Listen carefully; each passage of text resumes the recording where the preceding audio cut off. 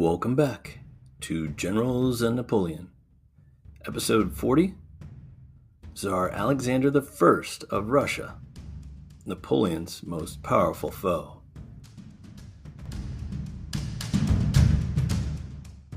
We have a special guest once again. We have our good friend Alexander Mikaberidze from LSU Shreveport. Say hello, Alex. Hello. Thank you. Yeah, hey, thanks for coming on. I guess I'm doing something right that you've invited me back. I invite you back because I can pronounce your name well now. So.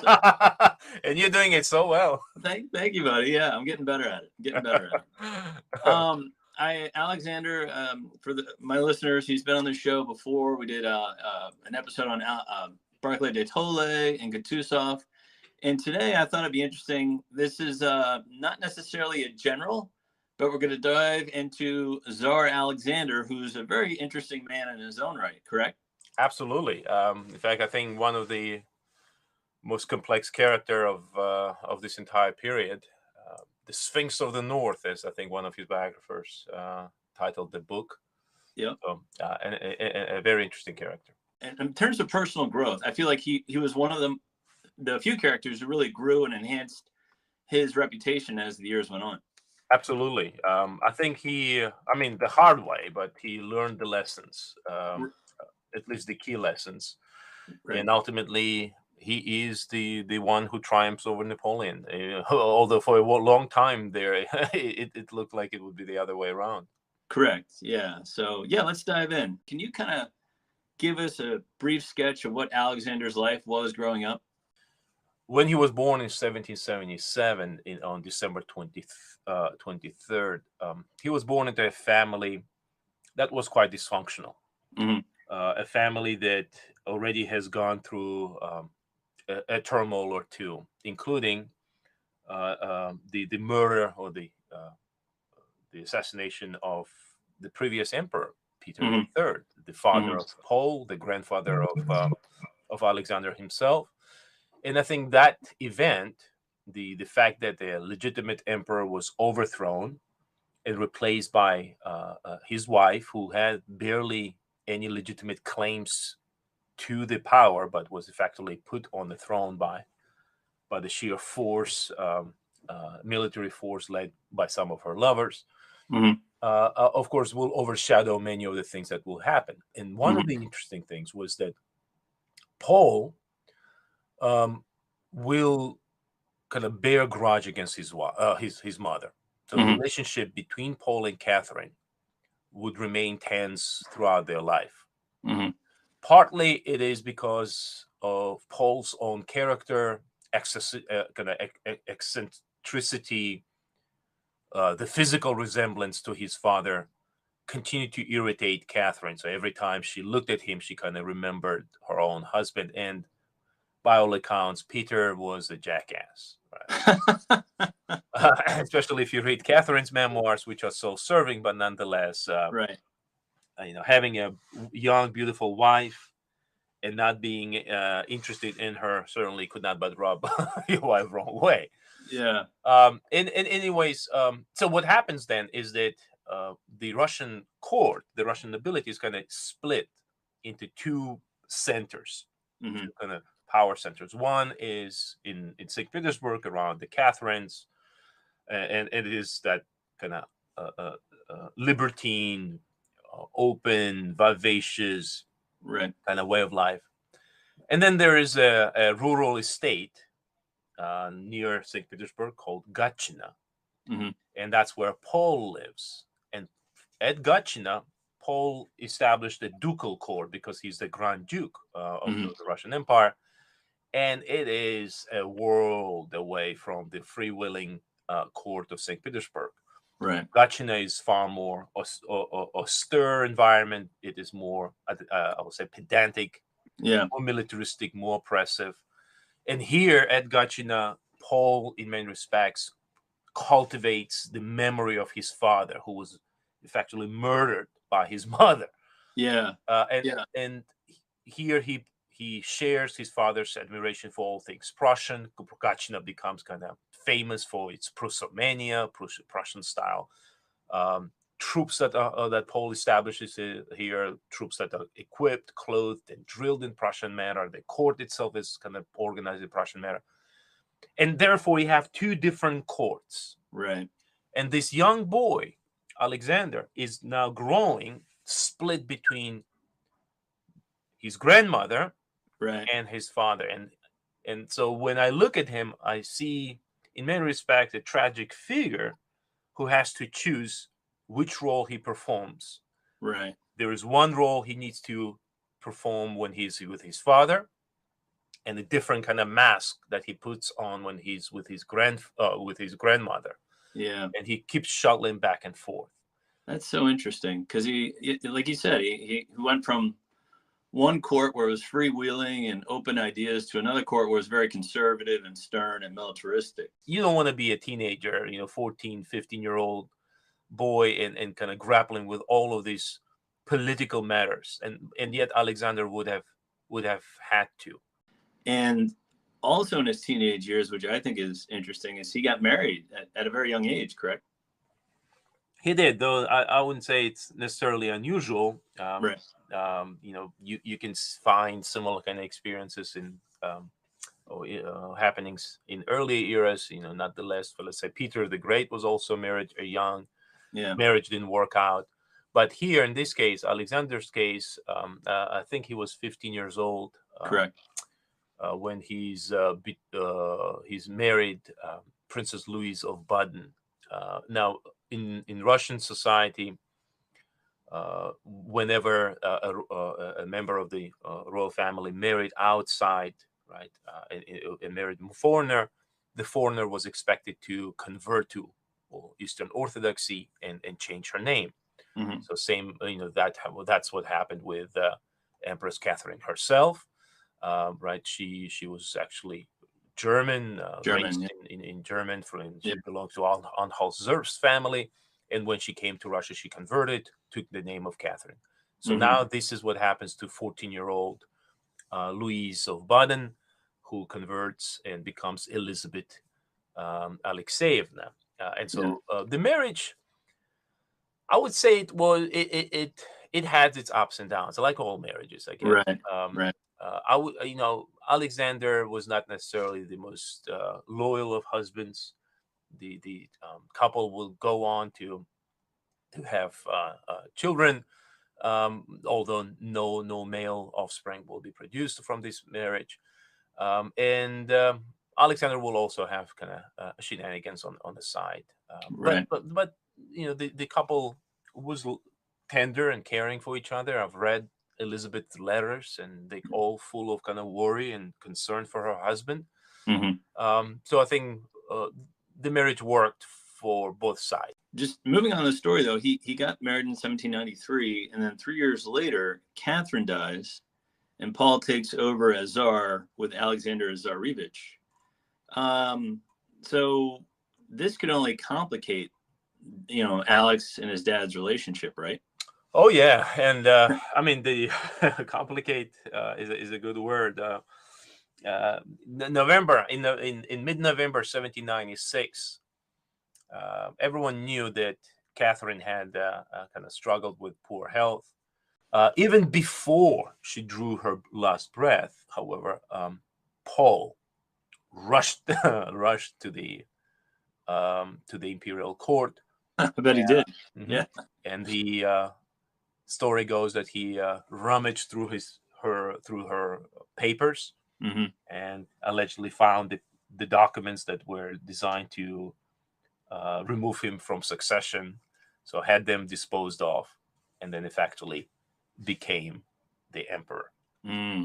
Well, I have, again, as hard of a character as Paul is, I cannot but feel bad for him, because he's been waiting for this moment for over 30 years, and very patiently so. You can't imagine hating somebody and waiting for them to die and them not dying for 30 years. Right?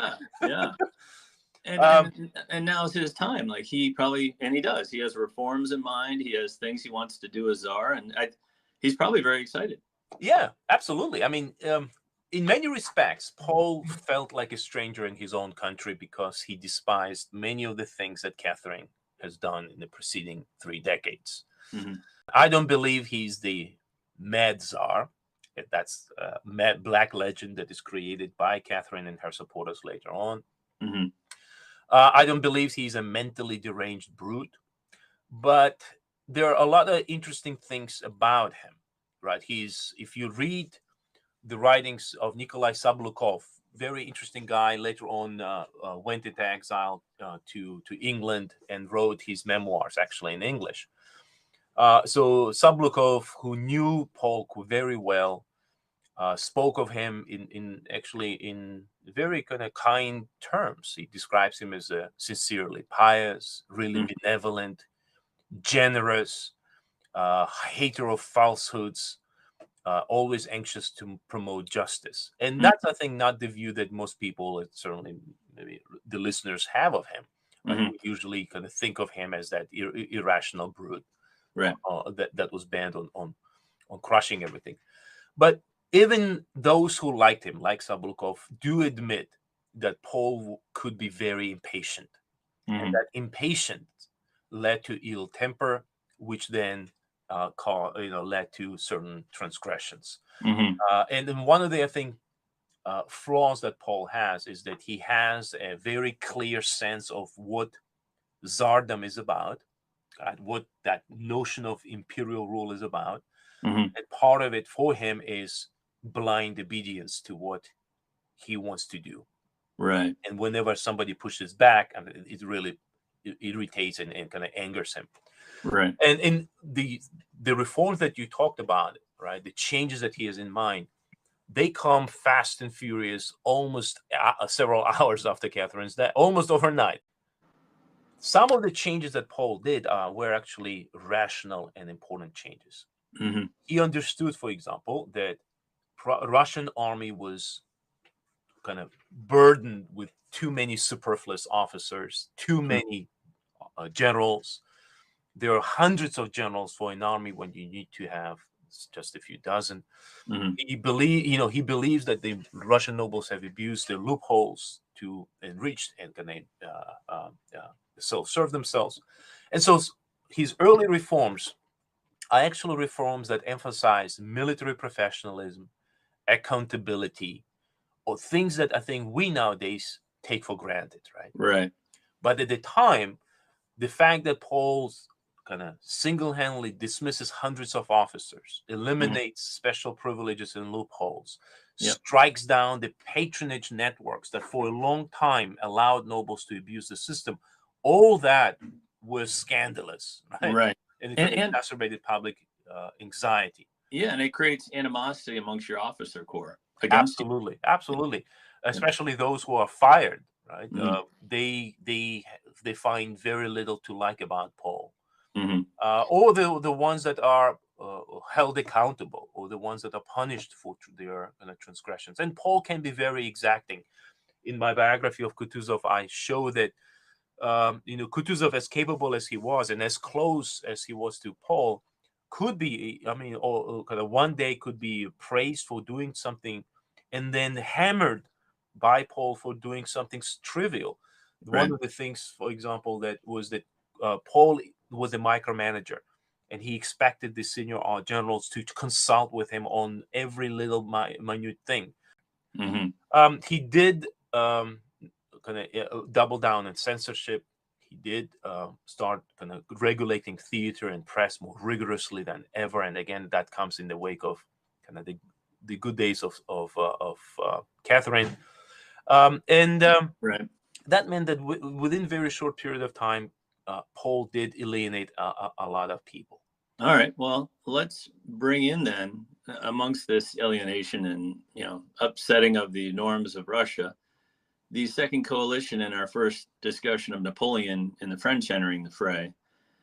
So we're talking second coalition. The French Revolution has been going on, almost 10 years now. And Paul decides to become involved with the second coalition.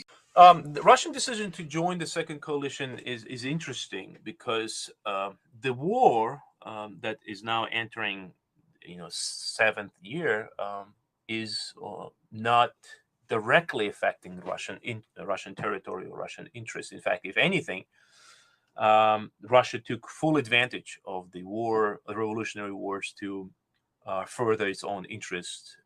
The last Polish partition, right, took place within the context of the struggles against revolutionary Europe, revolutionary France, and it's completed in 1795. But then a couple of important things happened. One is that Napoleon's invasion of Egypt claims the Order of Maltese Knights in Malta. Yeah, the Grand Master of the Maltese Knights was Paul, and he really took that personally. Right, the fact that the order is displaced by the French. Then he increasingly was looking kind of with concern at the developments in Europe, where he genuinely believes in kind of this notion that becomes one of the fundamental principles of conservatism, of legitimacy. And he believes that what French are doing is illegitimate. It's contrary to the kind of divinely blessed order of things, and that France need to be confronted. And he decides to join the coalition. And he sends probably the best Russian general. Oh yeah. Of not just this time, probably ever. Ever, yeah. Alexander Suvorov to command not just the Russian army, but he was chosen as generalissimo of the coalition force sent to Italy. And that's an interesting choice in terms of the theater of war, because, as your listeners remember, Italy was the very place where Napoleon cut his teeth, right? Right. Napoleon established himself. Right. And now Suvorov is sent to undo what Napoleon has done. Yeah, and he does a great job of that. In fact, it's a brilliant job, and that's I think he rolls over. He does very well. He beats several different French generals, and everything's going great until he gets to Switzerland and meets his vanguard meets Massena. The ancien regime, these old regime armies, were fully capable of confronting the French, and as 1799 shows, crushing them time and again. Suvorov is a brilliant general. He has a good army, both Russian and Austrian army. And with that army, he defeats some of the recognizable names on the French side. He starts with Scherer. He goes then to defeat MacDonald, Moreau, battles of Trebia, battle of Joubert. Brilliant victories. That allow the Allies to reclaim virtually entire Italian peninsula in the span of 4 months. I mean, it's really astonishing success. But the downside is that the Austrians didn't do as well in Switzerland.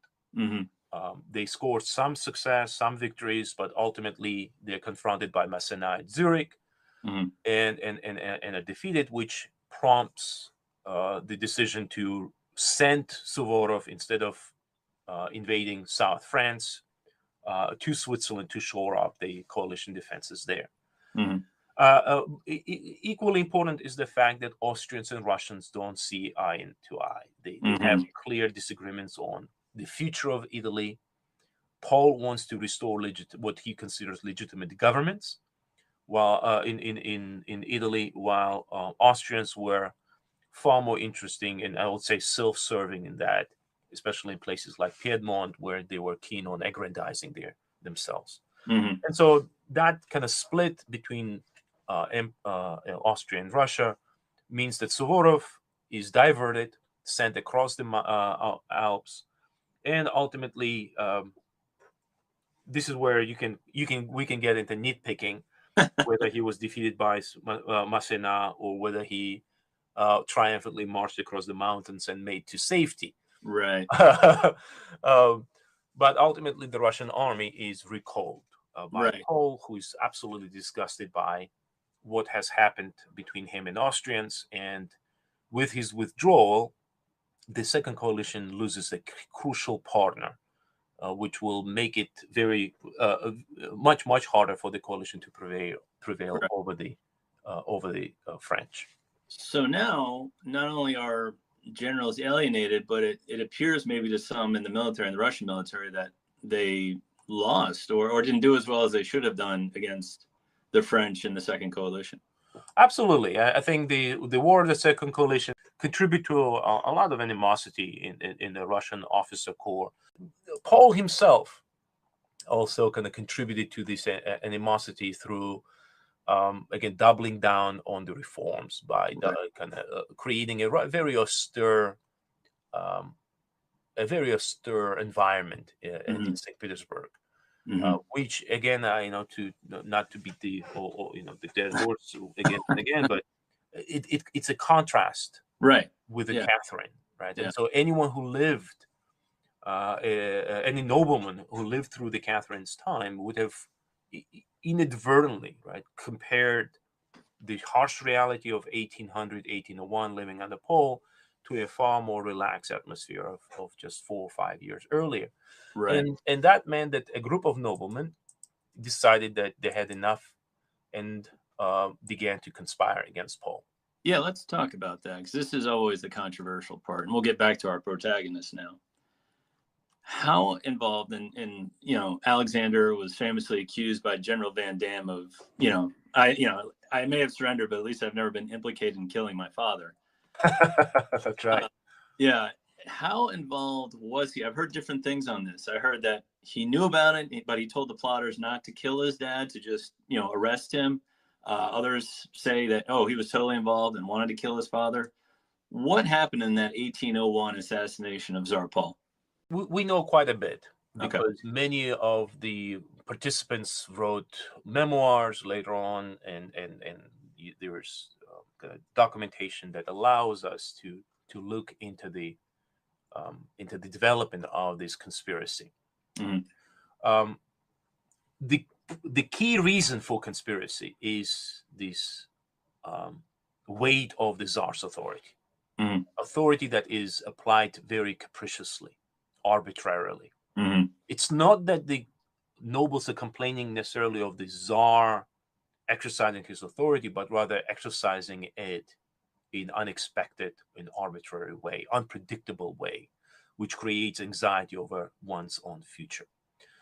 I think the British ambassador Charles Whitworth kind of talked about the emperor, Paul literally not being in his senses on occasions, and that, I think, would contribute to this growing perception of madness. Although, as I said, it's not necessarily true. And so what happens is a group of officers rally around senior individuals like Peter von Pahlen, Nikita Panin, and the Zubov brothers, as well as Generals Benningsen. Later on, right, we've talked about, I think, Benningsen, and he becomes kind of an important figure in Alexander's own reign. And they agree that Paul needs to go, and that it will be much better for the nation, for the empire, and certainly for all of them, if Alexander, this young Grand Duke, replaces his father. Remember, this was already been done before, right? Peter III had been removed from power and paved the way. Yeah. In Russian history, czars being killed, and the word czar, even for Caesar, it's very Roman. Like, you become czar, but there's a very good chance you may get assassinated before your before your natural time of death. Is that an unfair criticism of Russian czardom? No, in all 18th century certainly shows that czardom is not kind of that absolutely this imperial institution that is unassailable. Right. That emperors could be removed, and they they can be replaced overnight. We've seen that happening, for example, in 1740 with Elizabeth coming to power through a coup. We see that in 1762 with Catherine coming through a coup, and now, effectively, in 1801, increased number of people are asking, why are we tolerating this jackass, right? Well, Alexander, though, must have been conflicted, because it is his dad. So he's like, yeah, I'd love the job and I'd love to be czar, but I don't know if I want to kill my father.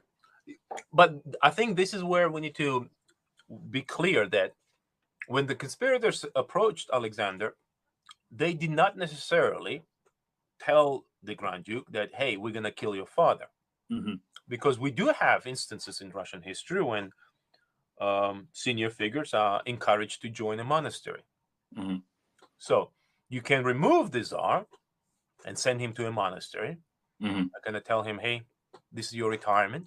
Mm-hmm. And I think this is what Alexander understood. So it's not the question that he was unaware of the plotting. Oh, no, he was well aware of the plotting. And he was aware that the conspirators were planning to put him on the throne. Mm-hmm. So he would have been quite excited about that. Now, the part where he was quibbles about it was, whether that was a kind of cool thing to do to your dad. He understood it was not. Mm-hmm. And he certainly was not in favor of doing any violence to his dad. Mm-hmm. He, as we'll see in a second, he was shocked by what happens to his dad. Mm-hmm. But what I find interesting is that, of course, he tacitly agrees to all of this. Right? He listens to the conspirators. He nods. He says nothing to his father. There's clear evidence that he was perfectly fine with the conspiracy to move forward as long as his father is not violently kind of harmed. Mm. So the conspiracy ultimately involves at least 60 officers. Wow. Maybe as many as 200 individuals in total, but about 60 were the core. And in March of 1801, they decide to strike. And what I find interesting is that Paul has kind of premonition about this. In fact, more than that, I'll tell you more than this. The guy who is running the conspiracy, you gotta love that part. The guy who is running the conspiracy is also kind of serving as the counterintelligence chief for Paul. And Paul hears the rumors of something is happening. People are meeting, right? And they're kind of quietly talking. Right. So one day he confronts this guy by the name of Panin. He confronts him and says, hey, what's going on?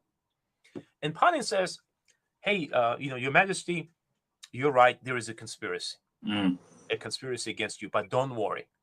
I have it under control. I'm watching it. I just want to see how many people are actually involved in it. Don't worry. We'll swoop in and we'll take, kind of arrest them. Right. So it's a weird situation where on one hand, Paul kind of has a sense that there is something happening, but he's assured time and again by people that he trusts, right, hunting guy, that he will be okay. That the intelligence will, the security forces will take care of it. So just in case, Paul decides to move to a different place. So until now, he's been at the royal palace in St. Petersburg. In early 1801, he finished, well, not even completely finished, but still good enough, right? Finished the construction of a new St. Michael's Castle, and that place is really, the kind of the royal complex that is more like a fortress than a palace. Imposing walls, wide moats, drawbridges.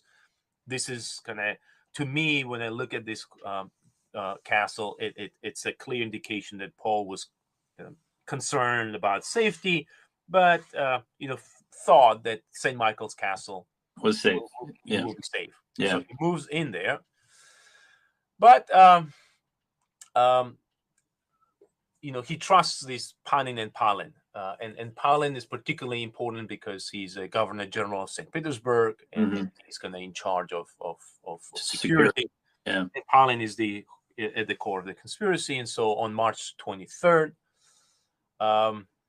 the Palin, Benningsen, the Zubov brothers, and others lead the conspirators to the castle. The men, the kind of the rank and file, right, of the conspiracy, were given alcohol to kind of overcome their trepidations and boost their morale. Right. So they rush into the palace, overpower the guards, and then get into the imperial bedroom, which famously is empty. And so for a moment, there is a panic. Some conspirators are panicking. Some begin to bewail the fact that we've been betrayed. And then the story goes, one of them, usually credited with Bennigsen says that the wine is poured and must be drunk. Right. That's it. We made we rolled the die. We have accepted it. Yep. And so he says, let's search the place more thoroughly. And as they're searching the place, they see these two little feet sticking beneath the screen in a corner of a room. And that's Paul, who is hiding, waiting for a moment for. The conspirators dragged Paul out. They demanded he sign abdication document. He refused. He began to berate the conspirators for daring to raise their hand on the emperor. A scuffle takes place, and in this scuffle, Paul is beaten very, very, very badly. Several men subdue him. Some bang him on his head on the floor. Others threw a sash around his neck and strangle him. And then once he's gonna dying, the conspirators then mangle his body. It's really a grisly scene. Yeah. Once this scene is kind of the dead body is there and they realize what they have done, Nikolai Zubov and Palin then go downstairs in the same castle. They go downstairs to meet Grand Duke Alexander. He's, of course, awake. And so Zubov opens the door, goes into the room, and some of the witnesses say that his face is flushed. It's either the excitement of what just happened or the wine that he was drinking. But anyway, Zubov kind of comes in and tells Alex, it is all over. We did it. He becomes Tsar at a very young age, 23, and he's going to have to learn this new role that had just been thrust upon him, correct? He absolutely. Yeah. And do all of this while the murder of his father hang around him. Adam Czartoryski famously says that Paul's murder loomed over Alexander like a vulture. Yeah. Whenever he went, and wherever he did, the shadow of the events of March were with him. It's almost like a Macbeth, Banquo type thing, where just that ghost is kind of following him around everywhere. Yeah. I'm actually when I was writing Kutuzov book, I was kind of comparing it to Claudius in Hamlet, where the Tsar actually Czartoryski speaks also that Alexander frequently saw in his dreams and imagination Paul's mutilated, bloodstained body. To me, this is kind of the very thing from Hamlet, right? Yeah. It's just interesting like that. But yeah, let's jump into our protagonist now. And all right, he's got this great job. He's now Tsar of Russia. He wants to reform inefficient systems that he's inherited. And somewhat like Napoleon, he's an enlightened leader, right? He's opening universities. He's encouraging literary and scientific work. Is he? Do you think he's making the right steps initially? Yes, absolutely. He's, the first, I would say, 3 years of his reign is absolutely fascinating. Just like 4 years of Napoleon's rule, the consulate era to me is far more fascinating than what he does later. You mentioned that Alexander is 23 years old. Yep. He's, by contemporary standards, very handsome, although he was self-conscious of his receding hairline, and he shows early signs of short-sightedness that will be a bane of his existence for the rest of his life. Right. There is he's very intelligent. He well-read. You said already mentioned that he spoke several languages. So, I think the fundamental problem that he faces as a ruler is that he is torn between two things, two really essential things. On one hand, he has the liberal upbringing, liberal education, but then on the other side is the harsh, very stark reality of being an autocrat of a massive conservative empire. Right. And so Alexander, therefore, has to navigate these two extremes, these two poles very carefully. he starts by organizing a fascinating institution, sometimes called unofficial committee, sometimes called private committee. Mhm. And it was him and a few of his friends, young men, Yeah. like Viktor Kochubey, Nikolai Novosiltsev, Pavel Stroganov, Adam Czartoryski, Yeah. young men who would kind of get together, sit down, kind of drink a wine or two, and talk about vision that they had for Russia. And this Right. is a remarkable vision. It's a vision that talked about profound reform of Russian state to Mhm. the degree of that they seriously discussed creating what was referred to as quote charter of the Russian people, or Mhm. what we will have called constitution. That constitutional document would have introduced profound changes in the state, Mhm. would have turned Russia into a constitutional monarchy, and moved it in a direction that would have been very different. I Right. mean, this is one of those prospects where you cannot but wonder how Russian history or European history would have turned out if Alex acted on it. But he Yeah. understands, and this And is I the thing. think, Yeah, go ahead. yeah, I think that's great. Especially with domestic reforms, you surround yourself with bright, young, energetic people who want to change things for the better.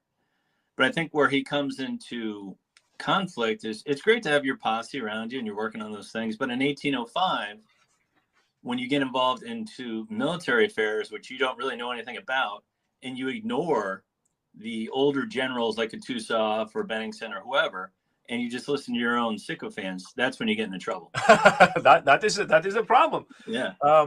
That is a problem, and we'll see the outcome of it.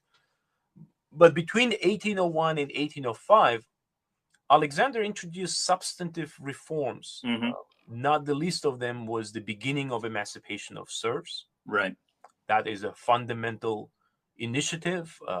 State-owned peasant serfs are increasingly emancipated. Yep. He introduces new universities. Alexander will create ministries, Right. and these ministries will kind of consolidate the institutional, the government power, and we'll have a ministry for foreign affairs, for finance, for commerce, and these are the ministries that continue to exist to the present day. So modern day Russian government ministries actually trace their origin All right. September 1802 So a lasting manifesto. institution. Yeah, that he developed. Yeah. Okay. That's good. That's good. That's progress right there. Absolutely, and I think the reform of the Senate, for example, yet another kind of important initiative that he brings, or the permission in 1801, in late 1801, where Alexander signs a decree allowing merchants and petty bourgeois to buy land and own Mm-hmm. land. Again, very, very important. Mm-hmm. So there are important incremental changes that Alexander is bringing. Okay. What he can do, and what he realizes right away, is that he can do immediately the substantive changes like emancipating all serfs. Mm-hmm. Now that was too radical and was shelved, and of course, as we know, will not be implemented until 1860s. Right. Nor would he be able to kind of introduce that constitutional reform that he envisioned. He toyed with it, but after many discussions, I think what happens is that this autocratic streak in him prevailed. He understood that he needs that power to govern an empire of the size of Russian state. Right. And of course, the third crucial element was the fact that in 1804, 1805, Alexander finds himself engaged increasingly in confrontation with Napoleon. Yeah. And it's hard to introduce substantive reforms at home when you're fighting a major war like the War of Third Coalition. Yeah. And let's talk about that, because I think obviously some people say maybe Alexander should not have gotten involved in that. Maybe British gold prompted him to get involved, or supporting the Austrians. But I think a little bit of it was he was the second most powerful man probably in Europe after Napoleon. And maybe he just wanted to try his hand against this famous guy, this Napoleon. Do you think that was a little bit of it? I would rank that at the bottom of my list, frankly, Okay. because there are several important issues that dominate Russian thinking, and to this, for me, the biggest issue that certainly affects Russian thinking in 1804, 1805 is the unremitting aggrandizement of French power in Central Europe. Right. Remember that many, so in the 18th century, Russian imperial house has married or kind of became related to many of the German dynasties, ruling dynasties, right? Mm. So Alexander's wife is from Baden. His grandmother is from Anhalt-Zerbst, right? And we can talk about kind of the relationships more, but nonetheless, enough here to say that there are in the vested interest that Russia has in maintaining its interest in Germany. Yeah. But in 1801, starting in 1801, of course, Napoleon is pushing through the restructuring of Germany. Mm-hmm. That's the famous imperial recess, which will completely reshape the future of Germany. Yep. Dozens of German states disappear. Yep. Over 3 million people will see themselves moving from one state, allegiance to one state to another. Yep. Right. Bavaria, Baden-Württemberg, they will be kind of double in size and become far bigger than ever before.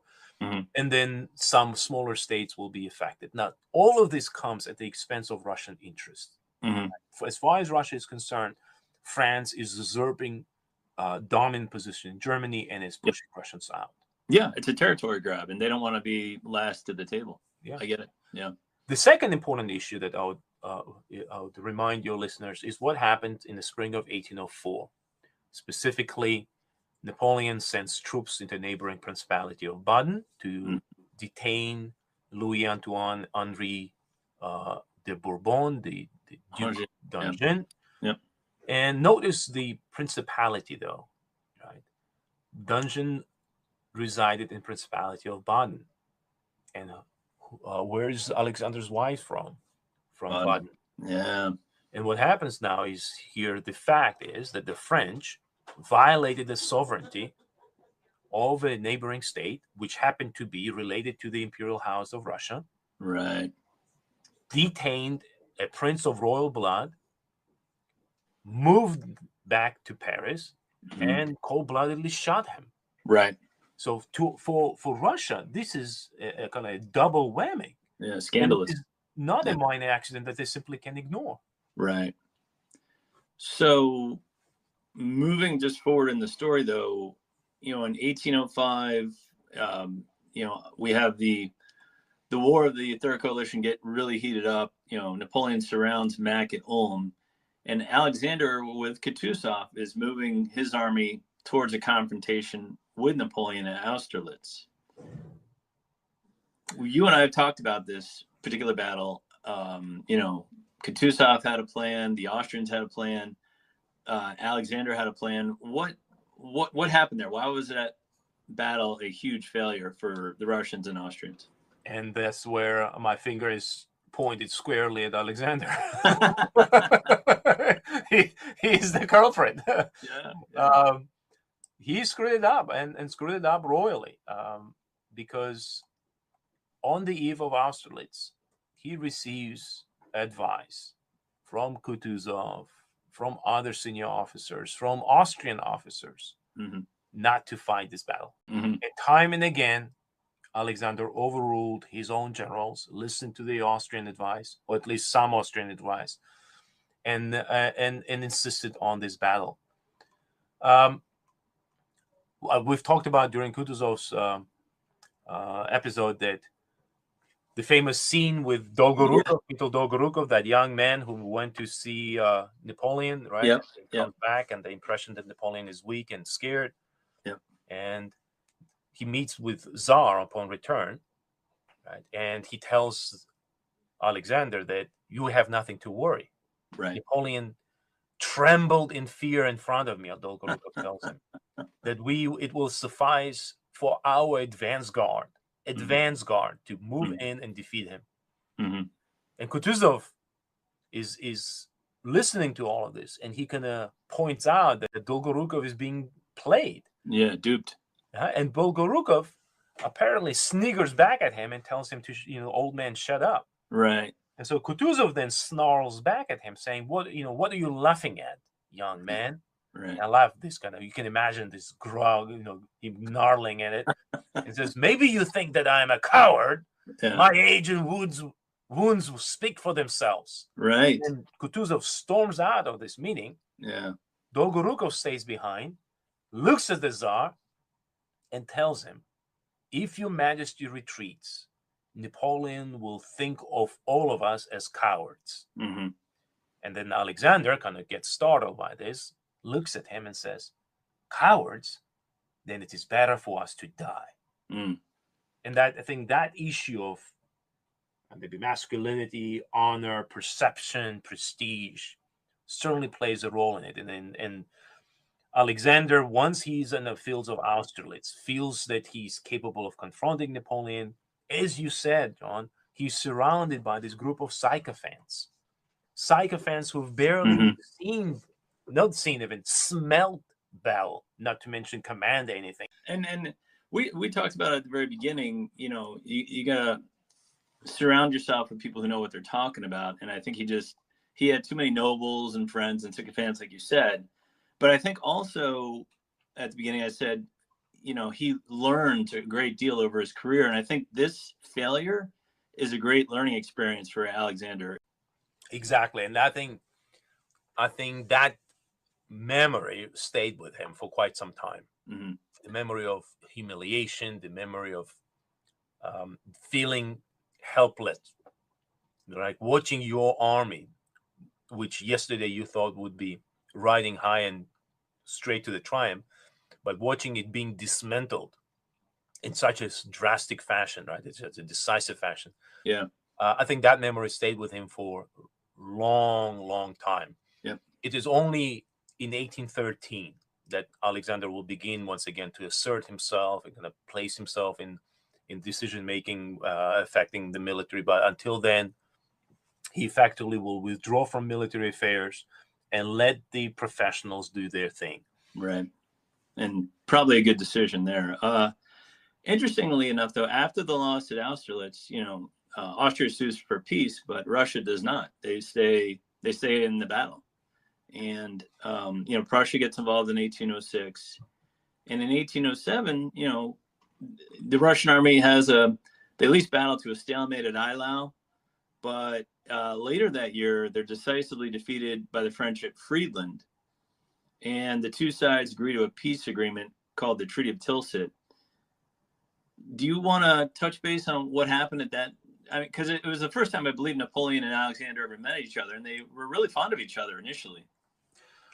Yes, but let me kind of mention one thing, and I think that which is important to bear in mind when we talk about Alexander, that in the wake of Austerlitz, mm-hmm. right, he blames the defeat in that war squarely on others. Mm-hmm.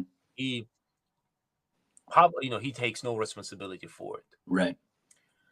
And then in 1806, 1807, I think he learns the lesson that he will not be present. That even when he brings the reinforcements in the spring of 1807, he stays at Tilsit and doesn't go to the front line. Mm-hmm. But he lets the kind of generals do their thing. As you said, Eylau was a bloody stalemate. Mm-hmm. And there was all the hope that Russians might be able to turn it around until Bennigsen makes a blunder at Friedland.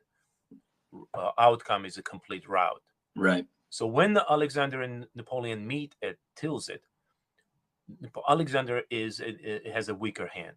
Mm-hmm. So he has to use his personal charms, so to speak, in order to get out of this conundrum with something to show for it. Right. And in charming Napoleon, in showing, kind of playing Napoleon, I think Alexander is very skilled. Yeah, he succeeds. There's that great opening line. Alexander says to Napoleon, "I hate the British as much as you do." End quote. That's right. Then we have a deal, right? Right. And Napoleon says, "Well, then we already are at peace." Yeah. Yeah. So I think, his charm, and I think Napoleon was trying to charm Alexander as well. Yes, absolutely. I think this is a moment when you see Napoleon deliberately willing to reach out to a defeated power, something that he's not done with Prussians or Austrians, and give Russians a very good deal. Tilsit is the moment when Europe is split into two spheres of influence. Western side, or central and western side, that will be French, and the eastern side that will be Russian. Right. Tilsit Napoleon, even after defeating Alexander, right, allows him, kind of gives him the green light to expand the Russian borders into Finland, accepts the Russian expansion into the Danubian principalities to a certain degree, but nonetheless. Yep. He also kind of accepts the Russian claims to Caucasus, where Russia already took over my homeland in 1801. Alexander signed the manifesto annexing Georgian kingdom. Right. Well, in 1807 at Tilsit, Napoleon recognizes Russian aggrandizement in Caucasus. Do you think initially they both meant to honor it, or were they just biding their time to rebuild their armies? I think it all depends on particular elements of it, because the treaty, I think, was meaningful to both sides. We know that right after the treaty, Alexander sanctioned the invasion of Finland and the war against Sweden. We also know that the treaty helped Russians to kind of try to consolidate their presence in Caucasus and the Danubian Peninsula. Right. But what the biggest stumbling block, I think, in the relationship was the question of the Ottoman Empire. Yeah. Because Tilsit, especially secret provisions, spoke about possibility of partitioning it, and partitioning would have been exactly what the Russians wanted for quite some time. Right. But Napoleon, in later years, was very apprehensive about that. Yeah. And I think that kind of pissed off Alexander, since the promise was made at Tilsit.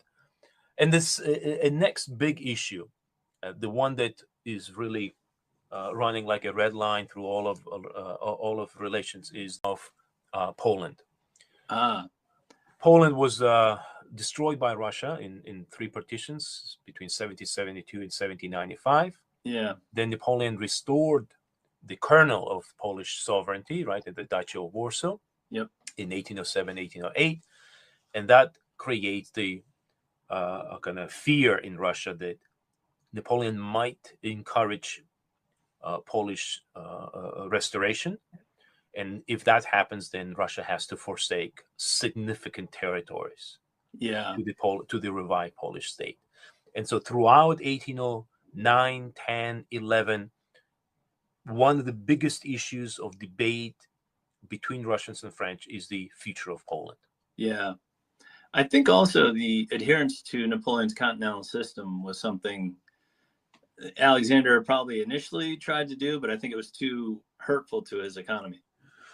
Here, I think I would kind of flip the sides, because you're right that continental system affected adversely Russian economy.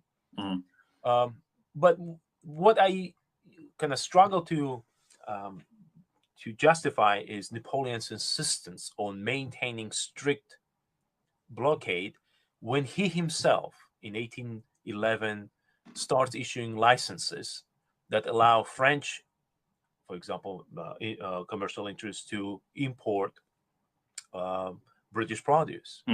So he's relaxing continental system when it comes to French-controlled territory, but doubling down on Russians protecting their own economic interests. Right. And I think that's where Napoleon should have been more practical about dealing with Russia. So in 1812, Napoleon finally invades Russia, captures Smolensk, and then more shockingly, Moscow. Do you think the Tsar ever thought about making a peace accord with Napoleon? The short answer is no. And I think this decision that Napoleon makes to go into Russia is one of the fundamental mistakes he makes. Actually, I would say the most important, the most crucial mistake that he makes. And part of this mistake is him underestimating, really underappreciating Alexander's character and resolve. and it shows when he gets to Moscow, right? That underestimation again plays out again, because Napoleon keeps sending messages to St. Petersburg to Alex asking to negotiate, but he should have known better, both from the conversation with the Caulaincourt, his ambassador to St. Petersburg, and to the other people who knew Alexander, that there was no prospect for peace. Alexander told him repeatedly on the eve of the war that if this war begins, it will be the war that will last until one of the sides falls. And of course, he famously promises that he will not negotiate or accept any conditions as long as a single soldier, French soldier, was on the Russian soil, and that he would be ready to retreat all the way to Kamchatka and keep fighting rather than to accept any conditions. Right. And Alexander, it's not just about his character. That is, of course, part of the Russian kind of reasoning of it. He's genuinely determined to fight, but it's also that he is in a situation when I don't think he had another choice, really. In my mind, and I have very little doubt in this, and again, you're welcome to disagree, but in my mind, very little doubt that Alexander would have shared the fate of his father. Got it. So, and I'm sure he knew that. So Right. it's both his internal kind of determination to fight on, but also the wider situation in which there is a resolve on the part of the Russian populace, certainly the resolve on the part of the Russian elite to keep fighting. And so those overtures, those the peace requests that Napoleon says are rebuffed, and the war continues throughout 1812, leading to ultimately, as we all know, to the great catastrophe of the Grande Armée. That is forced to leave Russia with barely 1/10 of its strength. I have one more question, though, about the invasion. Obviously in 1805, Alexander's relationships with his generals were complicated at best. In 1812, had he learned, like, all right, maybe I should let the generals handle it, I don't need to be at the front? Do you think he was more, I guess, educated by that point in his relationship with his generals? I think the answer is not as clear cut as we may wish it. So to start with, when the war began, Alexander was with the army, and under the Russian military statute, he effectively could exercise the supreme command. Right. And certainly his presence hampered the decisions of the Minister of War and the commander of the biggest Russian army, Mikhail Barclay de Tolly. And Alexander stays with that army for a couple of weeks until he's kind of he's told that, hey, you need to leave. That in order for the military men to do their thing, they can't have you here around because your presence is inconvenience. And so he smartly leaves. I think that's big decision on his part to say, to resist that temptation of taking charge and leave and allow Barclay de Tolly to implement what was a very unpopular but a very kind of rational and effective strategy of retreat. Then we of course know that strategy resulted in Barclay de Tolly's removal and the appointment of Kutuzov.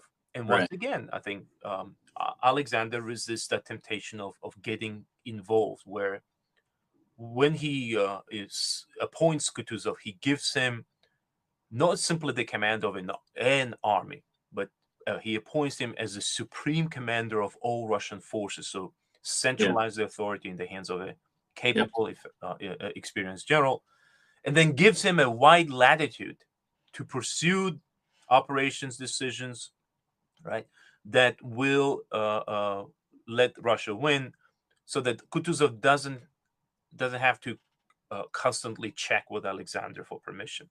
Right. Yeah. All that, John, kind of changes once it becomes clear that Napoleon has been defeated in Russia. He's been ousted.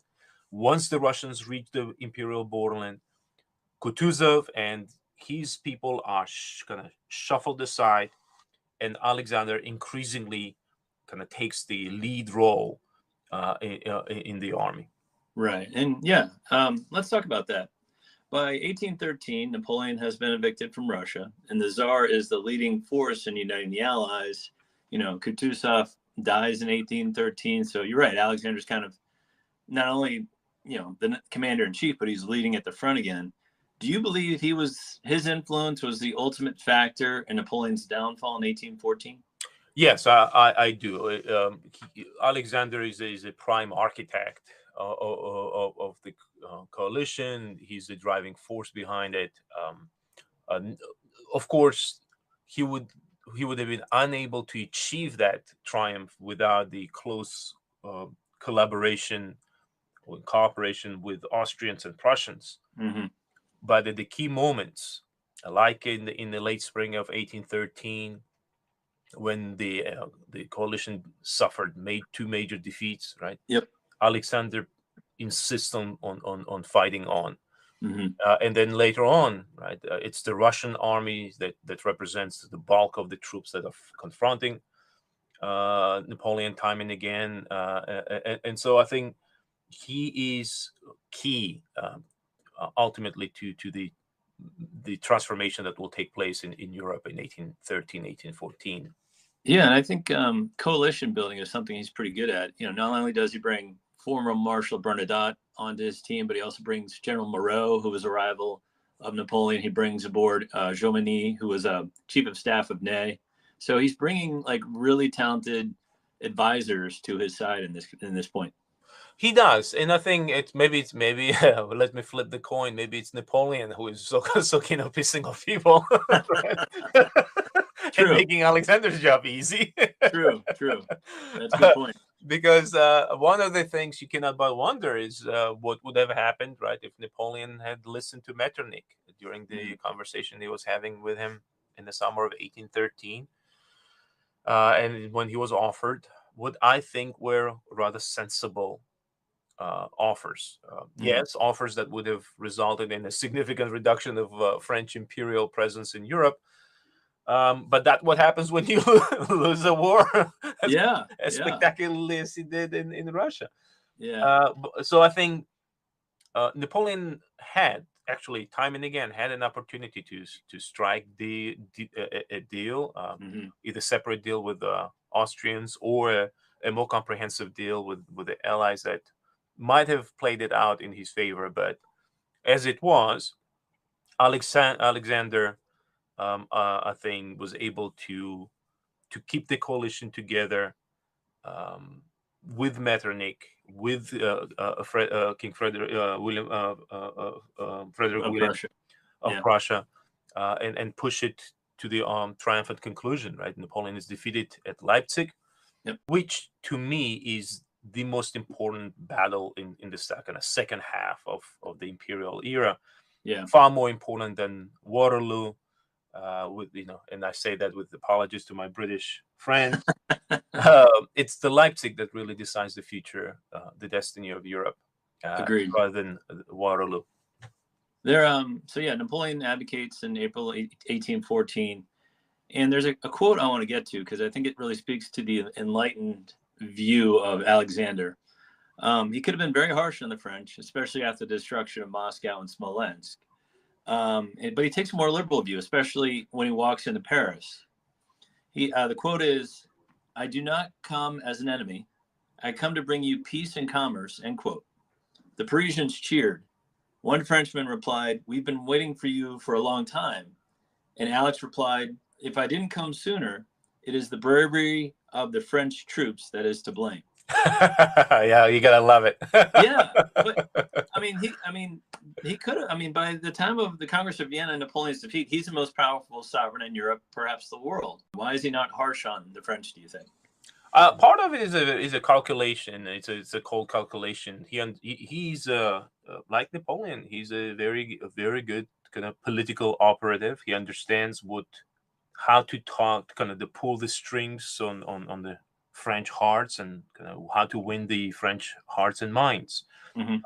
He's every kind of step, every decision he makes in March and April of 1814 designed to kind of cultivate that image of him as a benevolent conqueror, and he's quite successful at this.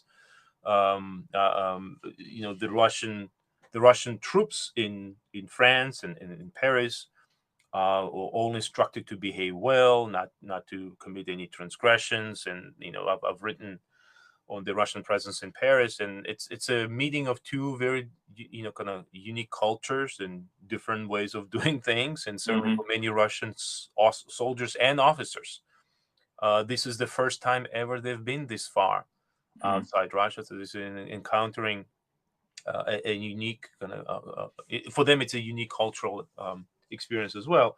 Right. And Alex, now that he's victorious, right? Now that he's riding at the top of the world, certainly is keen on maintaining that perception of him as you said, the most powerful man in Europe. I'm not sure about the world. I think the British might take an issue with that. Yeah. Good point. But yeah, you're right. Yeah, in Europe, for sure. But there is also an interesting aspect to it, and that is, this is a period when Alexander also undergoes this religious awakening. We've talked about his early kind of liberal upbringing, and I think the liberalism of his early days is increasingly forgotten now. And what I mean by this is that in 1814-15, in this period, he is encountering what we call mystic pietism, cultivating this vision that he didn't win just because of the sacrifice of his people, sacrifice that other nations made, but rather because he was chosen by God to bring down the revolution incarnate. Like it was God's will. Exactly. And I think that religious messianism becomes an important element in Alexander's kind of worldview, that this was a part of a larger plan. Let's talk about that. Post 1815, after Napoleon's second abdication, he becomes increasingly suspicious of those around him. He's more withdrawn and more religious. Is he worried about assassination, or is he just wants to, he's been basically on campaign for how many years, fighting the French in other countries as well. Is it just, like you said, he's more religious, or why does he kind of become more withdrawn in his later years? I do want before we talk about that, I do want to point out the fact that Alex was kind of talking about his benevolence. The decision to send Napoleon to the island of Elba is largely made at his behest. So for whether it was a smart decision or not, I think it reflected his view that Napoleon, that he still maintained certain level of respect for Napoleon, grudging but nonetheless. Of course, it backfired, right? Spectacularly. But no, I think he had great respect. I remember when Marshal Oudinot got his baton, I know Alex sent him a letter of congratulations. So I think he had great respect for the entire French army. Yes, I think so. And now that Napoleon is defeated and he's surrendered to the British, and it's the British who make a decision to exile him to the far away island. Alex plays a crucial role in the Congress of Vienna, and here we see him as a pragmatic politician, as a diplomat, as this head of the state that is keen on maximizing its advantages and benefits. And ultimately, Alexander is able to get away with most of what he wanted. And look how well he played his cards, in that through relationship with Napoleon, he was able to acquire Finland, right? The Treaty of Tilsit, Treaty of Erfurt. And that acquisition was confirmed at the Congress of Vienna. So Finland remains in the Russian Empire until the collapse of the Russian Empire in the 20th century. At Congress of Vienna, Alexander was able to gain Poland. And of course, it's Congress of Vienna also approved Russian acquisition of Bessarabia from the Turks, and the Russian conquests in Caucasus. So ultimately, if you look in terms of territory, Russia came out the best out of Napoleonic powers. Powers engaged in Napoleonic wars. And I don't think he gets enough credit for his diplomatic skills. I mean, you're matching wits with some of the greatest diplomats of all time: Metternich, Talleyrand, The British, I know, had diplomats there, so it wasn't an easy thing to do, and I think he should get more credit for his diplomatic skills. Yes, to a degree, I think you're absolutely right. You're right that Russian diplomats, and Alexander is well advised by a group of capable, experienced diplomats. Not the least of them is Karl Nesselrode, who is unheralded, usually kind of shoved into the corner of historical discussion. But I want to shout out to him. But these advisors do help him shape the European future, certainly Russian future, by insisting on concessions to Russia, and ultimately, as I said, they got most of what they wanted. Okay. Well, let's wrap up then. I know there's a 10-year period from 1815 to his death in 1825 that I want to talk about, but I also want to talk about kind of the mystery behind his death in 1825. So can we kind of dive into that for a little bit? Absolutely. And I think that post 1815 period is one of the most interesting and complex periods as far as Alexander is concerned. He remained in charge of the Russian Empire for another 10 years, but I think these last years are full of disillusionment and disenchantment, which is a startling thing to say about a guy who just defeated Napoleon. Yeah. Who in 1815 is at the top of the world. But you wonder, like, he just witnessed all that death and destruction for, 10 years. And, his country and his army is probably ravaged somewhat. So maybe that's why, I don't know, maybe he was just he found religion as, like you said, it was God's will, but maybe he's just trying to make sense of it all. Like, why did I have to go through all that? To me, in the kind of the understanding I have gained from reading the contemporary writings is that the victory over Napoleon, this really defining experience for so many people, have left. It had left an imprint on Tsar's mentality. Mm-hmm. We already talked that he was enthralled by religious mysticism, but part of that religious mysticism was also his kind of transformation from a reform-minded liberal figure to a more conservative figure.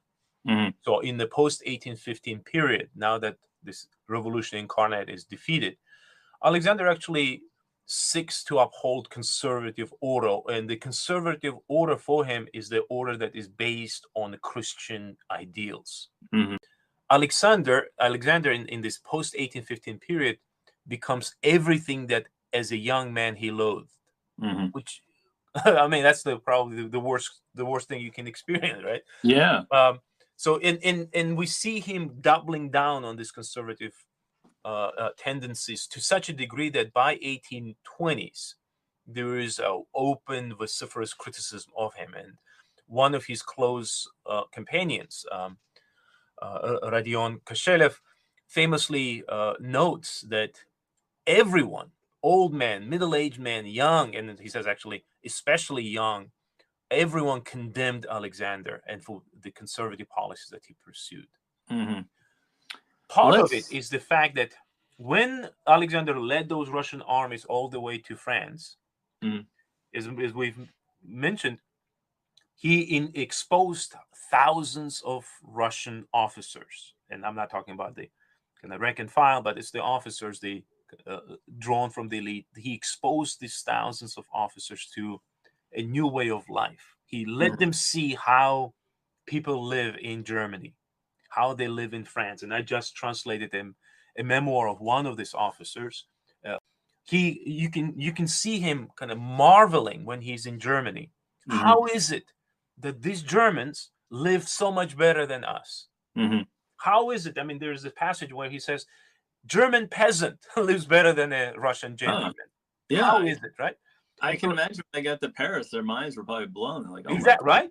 Yeah. Exactly. I mean, we know that quite a few Russian actually soldiers deliberately stayed behind because they prefer to live in France. Yeah, hard to blame them. Yeah. Yes. It's a beautiful city. And when these young men, these officers returned back, they became engaged in secret societies, liberal secret societies that were discussing ways they can improve life in Russia. And for them, increasingly, the answer is to embrace these liberal reforms, kind of emancipation, change. some of it would be not unlike the one that France went through. Right. But of course, in a conservative society like Russia, these secret societies could not openly operate, and so we have kind of this brewing of intellectual turmoil within Russia that takes place 10 years. Okay. And so ultimately, I think by the time Alexander actually dies in 1825, when he looks around, right, I think he sees a reality that is in direct contrast to the early aspirations that he had as a young man. Okay. Well, let's talk about that just to wrap up. I know he passes in 1825. Can you talk to us about the mystery behind his death? I know there was conspiracy theories that maybe he didn't die. He was like a monk in a monastery. When I talk to my students, that's usually the place where their minds are blown. So the official story is that in 1825, Alexander decided to travel to a small town on the Azov Sea called Taganrog, and that he was not kind of feeling well, and he decided to go. And then while in Taganrog, he contracted disease, usually claimed to be a typhus, and effectively died within a week, so very, very quickly. Mm-hmm. And then his body was placed, because Taganrog is on the Azov Sea, and Moscow, not just Moscow, St. Petersburg is over 1,000 miles to the north. They put his body in a sealed coffin and transported back to the capital.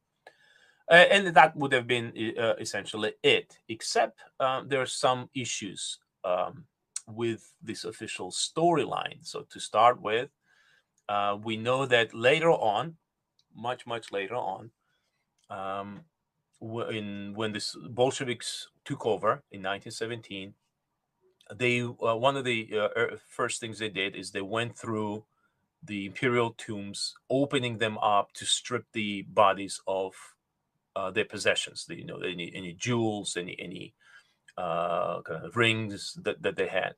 Mm-hmm. And as far as we can say, certainly the report from that opening ceremony was that when they opened Alexander's tomb, that it was empty. So that's it by itself is a big problem, right? Yeah.